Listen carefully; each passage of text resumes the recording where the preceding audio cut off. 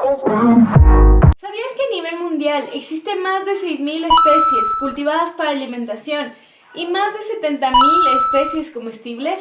Sin embargo, el 66% de la producción alimentaria se enfoca únicamente en el aprovechamiento del 0.15% de esta gran diversidad, es decir, 9 especies, que de seguro las conoces: el trigo, el arroz, el maíz, la cebada, la caña de azúcar, la papa, la palma africana, entre otras. De seguro no suele faltar alguno de estos alimentos en tu día a día. ¿Está quizá cayendo la diversidad de especies cultivadas a nivel mundial? Hoy te acompañará Michelle Guachamín como parte del espacio Sumac Micuna del proyecto eBioserve. Según un estudio publicado en 2014, que analizó la homogeneización en la oferta y producción mundial de alimentos en 152 países, es decir, el 78% de los países, encontró que la homogeneización en la producción alimentaria en los últimos 50 años ha aumentado en un 35.7% a nivel global. Pero no seamos negativos, quizás esto en algunos países sea así, o en algunos sea diferente. Lamentablemente, en Ecuador, que es uno de los 17 países megadiversos del mundo, no ha resultado la excepción. Ecuador tiende a 0 en el índice de PLO, el cual indica la sobreproducción de ciertas especies y la disminución en la producción y cultivo de otras especies. Pese a la exuberante herencia y gran variedad de diversidad de especies que tenemos. Esta tendencia no es únicamente en Ecuador, es prácticamente homogénea en el resto de países del mundo, en su mayoría. Para ilustrarlo, vamos a ejemplificar con el arroz. La producción de arroz a nivel mundial incrementó en un 61.5% desde 1961 hasta 2016. Además, la homogeneización alimentaria va de la mano también con una homogeneización cultural. En virtud de la globalización, de la urbanización, del libre mercado, de patentes de semillas, la facilidad de transporte de aquí a otro continente en días, la emergencia de supermercados, la publicidad, marketing, entre otros. En la siguiente gráfica podrás ver muchos puntos y cada uno representa una especie diferente utilizada en alimentación. Los puntos rojos dentro del círculo rojo representan las especies utilizadas en 1961. Esta área se redujo considerablemente en un 68.8% para 2009. Es decir, las especies representadas por el círculo negro por los puntos negros son las especies que ahora se utilizaban en 2019 en alimentación. Como puedes ver, la diversidad se redujo considerablemente. Y esta es una clara evidencia de la homogeneización alimentaria. Y es que es cada vez menor la diversidad de alimentos que consumimos. Ahora volvamos a Ecuador. ¿Sabías que en Ecuador hay aproximadamente 1.561 especies utilizadas en alimentación? Sin embargo, solo aprovechamos el 8% cultivándolas, es decir, 131 especies. La chirimoya, el zapallo y el frijol son posiblemente especies que incluso fueron domesticadas en la región hace miles de años. En la época del Imperio Inca, de lo que se conoce, se cultivaban aproximadamente 70 especies para alimentación. Sin embargo, a raíz de la conquista española, esta gran diversidad se fue perdiendo, pues se introdujeron varias especies, como el arroz, el trigo, la cebada, el café, frutas cítricas, entre otras. Paulatinamente fueron desplazando especies nativas, como el chocho, la chirimoya, la oca, el babaco, incluso el zapallo que fue domesticado aquí. Es verdad que estas plantas se siguen cultivando en la actualidad, pero en proporción mucho menor. ¿Sabías que el 90% de las especies registradas como alimentarias para el Ecuador no son cultivadas, sino que son colectadas directamente del bosque? Imagina toda esa gran diversidad de alimentos que está ahí y que ni siquiera la conocemos. Actualmente, en Ecuador las cosas no han mejorado, pues la tendencia apunta a que el consumo del trigo, arroz blanco, plátano, banano, papa, maíz, palma africana, gaseosas, leche, carne, entre otros, incrementa considerablemente, pues representa el 52% de los gastos por alimentos en los hogares del país. Todas estas especies mencionadas cultivadas son introducidas a excepción de la papa. El arroz es el producto número 1, pues representa del 27 al 37% del consumo en los hogares. Nunca puede faltar el arroz en nuestros días.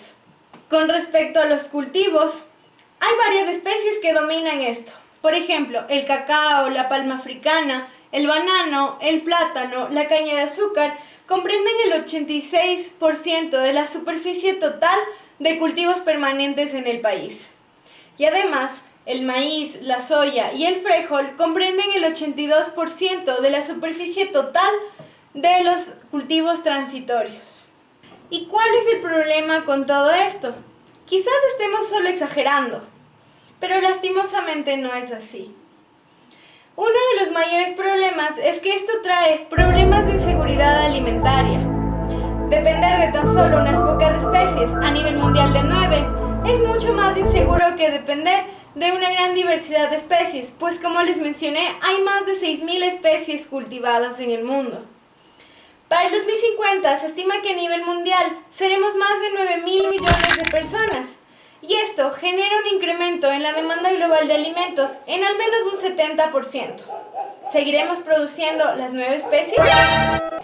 Es paradójico que el segundo continente que registra mayores casos de desnutrición crónica sea también el continente que tiene los registros más antiguos de domesticación de especies, desde 8.500 años antes de Cristo, con especies como el trigo, la aceituna, la arveja, el arroz, la oveja, la cabra y el pollo. Otro gran problema es nuestra pérdida paulatina de nuestra soberanía alimentaria, pues depender de un número limitado de alimentos desemboca en la expansión de los monocultivos. Y la apertura e integración a los mercados ha llevado también a grandes empresas de la agroindustria a controlar totalmente estas cadenas de producción y comercialización. Y esto ha afectado también la agricultura familiar a pequeña escala y campesina, que conservan en muchos casos esta gran diversidad de alimentos. Las grandes cadenas destinadas a la producción alimentaria y a los monocultivos permanentes, por ejemplo del banano, de la palma africana, entre otras, casi siempre buscan ocupar tierras fértiles, absorbiendo y desplazando a los pequeños agricultores por apropiación de tierras y contratos dudosos. Además, el apoderamiento de los recursos es otro gran problema que muchas veces ignoramos. El 37% de las unidades de agricultura familiar en el país y campesinas apenas tienen acceso al riego, frente al 63% de la agricultura a gran escala, es decir, de los monocultivos, que tienen acceso a ella. Situación similar sucede con las semillas e insumos, los cuales también han sido monopolizados por grandes industrias. Además, las condiciones tampoco favorecen a que los agricultores a pequeña escala sigan produciendo esta gran diversidad de alimentos, pues por un lado no son tan demandadas, por ende no las van a producir, y por otro lado la presencia de intermediarios y los precios injustos también detienen este avance. La pérdida de nuestra gran biodiversidad también es un problema, pues para suplir tal demanda de alimentos es mucho más fácil recurrir a los monocultivos y al uso de pesticidas y agroquímicos, que no alteren nuestros cultivos. Esto está rompiendo el equilibrio de nuestros ecosistemas. Los efectos a mediano y largo plazo son notables y son preocupantes también. La destrucción del hábitat, la contaminación del aire, suelo, entre otros, por el uso de pesticidas y agroquímicos es un problema. Esto está también empobreciendo nuestra tierra y además afecta no solo a la naturaleza, sino también a nuestra salud. Además, no solo perdemos nuestra diversidad biológica, sino también cultural. La pérdida paulatina de nuestros bosques y de nuestra diversidad biológica repercuta directamente en la pérdida de todo el conocimiento tradicional acerca de cada especie. Estos son algunos de los problemas que te hemos querido mencionar ahora. Sin embargo, no es con el motivo de entristecerte, sino más bien de poder abrirte los ojos a nuevas opciones. De seguro te estás preguntando, ¿qué puedo hacer ahora al saber todo esto? Puedes hacer algunas cosas. Por ejemplo, diversificar tus alimentos. Puedes incluir varias especies en tu día a día. De seguro ya estás cansado de consumir lo mismo todos los días. Hay varias opciones. Por ejemplo, el consumo de quinoa en lugar de arroz es una muy buena alternativa, además de que te aporta con nutrientes esenciales para el cuerpo. Por ejemplo, tenemos cereales como el amaranto, que son incluso originarios de la región, o varios tubérculos, por ejemplo, como la oca, que están siendo dejados en el olvido. Además, por ejemplo, también se tiene al tocte, que puede ser un reemplazo a la nuez. Y además, si eres de la Amazonía, de seguro has probado el patas mullo, que también te aporta con bastante proteína. Estas son algunas de las opciones que puedes incluir en tu día a día, y de seguro muchas más. Segundo, podrías apoyar bastante a los pequeños agricultores que aún conservan esta gran diversidad de alimentos. Por ejemplo, en la Amazonía, los Wao registran 350 especies en sus policultivos o chacras, y los Quichua del Oriente registran 290 especies. Todo esto nos abre el camino a descubrir muchas nuevas especies e incluso a inventar nuevas recetas para enamorar incluso a nuestros familiares con esta gran diversidad de alimentos.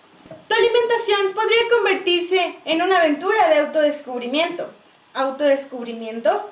Sí, nuestra historia personal y cultural es también una historia de nuestra relación con nuestros alimentos.